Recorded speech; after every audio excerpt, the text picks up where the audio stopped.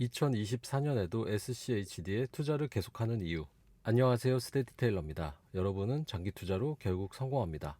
여러분이 이 영상을 보시고 있고 그걸 간절히 바라기 때문입니다. 오늘은 시킹알파의 3월 18일자로 기재된 니콜라스 브라토의 SCHD 2024년에도 계속 투자하는 이유라는 제목의 기사의 내용을 요약해서 살펴보고요. 배당이 왜 중요한지에 대한 저의 생각에 대해서도 말씀드려 보고자 합니다. 슈드가 S&P 500 지수에 뒤처지면서 슈드 투자자들의 불만이 커지고 있는 것 같습니다.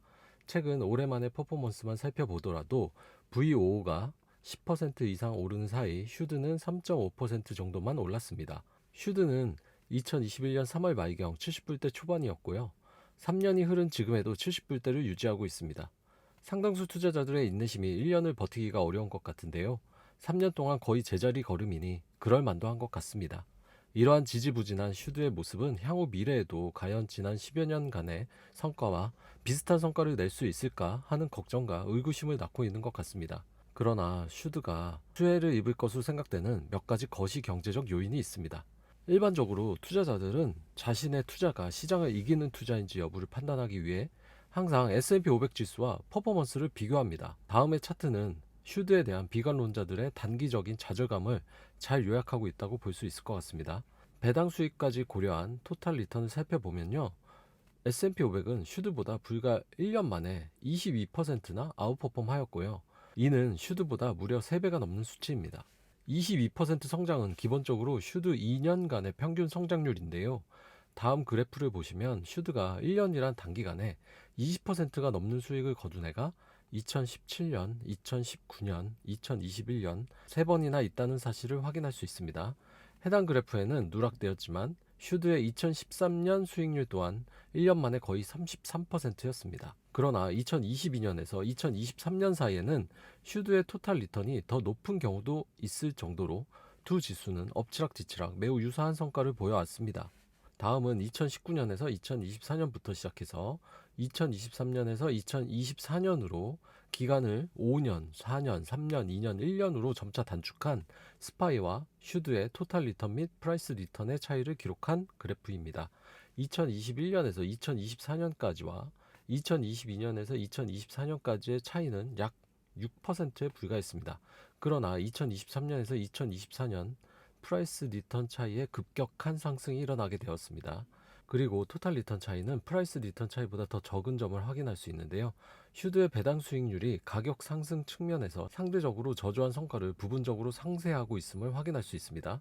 S&P 500의 급격한 가격 상승으로 인해 2023년에서 2024년 토탈 리턴 차이에 큰 영향을 미쳤다고 할 수 있습니다. 슈드는 2011년부터 존재해 왔지만 슈드의 벤치마크인 다우존스 US 디비덴드 100 지수는 훨씬 더 오래전부터 존재해 왔습니다. 1999년부터 2014년까지 S&P 500 지수의 연평균 수익률은 5.41%를 기록한 반면 다우존스 US 디비덴드 100 지수는 10.38%를 기록했습니다. 스파이는 1999년부터 2014년까지 토탈 리턴이 75.84%였는데요. 만약 슈드가 1999년에 출시되었다면 같은 기간 스파이보다 2배 더 아웃퍼폼 하였을 것입니다. 어느 구간을 잘라 비교하느냐에 따라 그 결과가 다릅니다. 그래서 부와 슈드를 같이 모아가는 것이 마음 편한 투자 방법입니다. 또 다른 큰 주의사항은 인플레이션이라고 할 수 있는데요.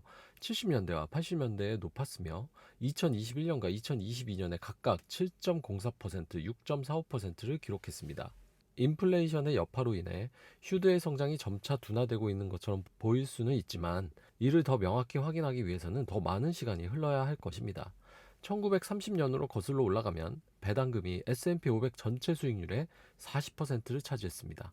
인플레이션이 5%를 기록했던 1940년대, 1970년대, 1980년대에는 이 수치가 54%로 증가했습니다. 인플레이션이 6%와 7%로 가장 높았던 1940년대와 1970년대에는 이 수치가 각각 65%, 71%로 급증했습니다. 이렇게 슈드와 같이 배당을 성장시켜주는 양질의 배당주가 인플레이션과 싸우는데 큰 도움이 됩니다. 피델리티에 따르면요, 평균적으로 배당금은 1940년대 이후 시장 수익률의 41%를 차지하며 인플레이션이 높아질수록 배당금 비율은 수십 년 동안 증가합니다. 1970년대 이후 인플레이션 기간 동안 배당주는 배당을 지급하지 않는 주식을 아웃퍼폼하였습니다. 머니마켓 펀드가 6트릴리언 달러에 달하는 상황에서 미 연준이 금리를 인하하면 이 자금의 더 많은 부분이 주식, 특히 슈드와 같은 배당 ETF로 유입될 가능성이 높습니다. 그리고 최근 이루어진 대대적인 슈드 리밸런싱은 슈드의 과거 성장을 감안할 때, 그리고 슈드는 고퀄러티 배당 ETF로서 우리를 여기까지 이끌어왔기에 긍정적인 변화가 될 것으로 굳게 믿습니다. 그리고 현재 슈드의 단기적인 침체는 투자를 장기적으로 계속하는 한 더 많은 주수를 모아갈 수 있는 기회이기에 장기적으로 큰 도움이 될 것이고요. 슈드의 배당을 소득원으로 삼아 생활하는 투자자들은 가격 상승이 주요 관심사가 아니라 슈드가 제공하고 있는 배당금 증가 여부가 주된 관심사로서 걱정할 필요가 전혀 없을 것입니다.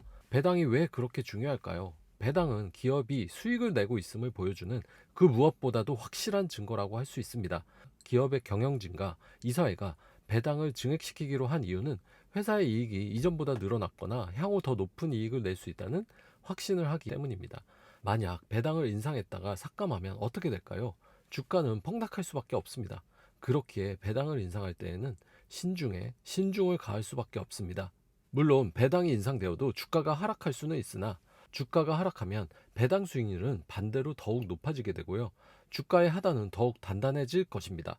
반면 배당을 지급하지 않는 주식은 주가 하락을 완충시켜주는 안전판이 없어서 가격의 등락폭이 심할 수밖에 없고요. 그래서 2022년 말 금리 인상기에 슈드와 같은 배당 ETF가 배당이 없는 다른 주식들보다 덜 하락한 것을 확인할 수 있습니다. 슈드는 자신의 길을 잘 가고 있다고 생각합니다. 이번 리밸런싱도 슈드의 순항에 큰 도움이 될 것으로 믿고요. 오늘도 투자를 계속 이어나가려고 합니다. 슈드의 배당금으로 생활해가는 먼 미래의 모습을 상상해 보며 꾸준한 투자를 이어나가셨으면 합니다. 오늘은 여기까지입니다. 여러분의 성공적인 장기 투자를 응원합니다. 감사합니다. 이상 스테디테일러였습니다.